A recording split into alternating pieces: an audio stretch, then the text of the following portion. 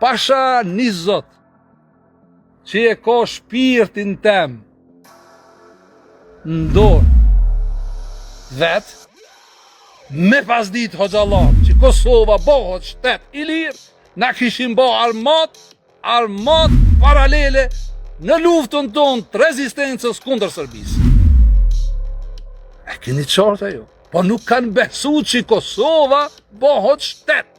Dhe nuk kanë besu që kryqalit kanë me ardhë me bombardu Beogradin.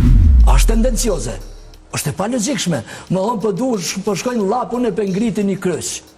Për del vret dikur, çka thu tani ti? Nuk kanë besu, se me pas besu, sa janë të organizu, na kishin organizu një ushtri paralele në vitet 90-ta. Pra ndaj ne kim ditë këtë nuk i kimi leju as mu infiltru në radhët e UÇK-s.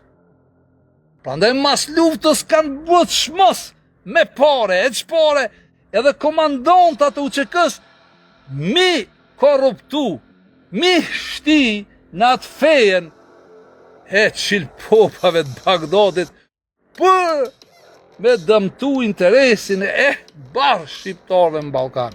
Kjo është e vërteta e hoxhallarëve dhe të organizimit tyne.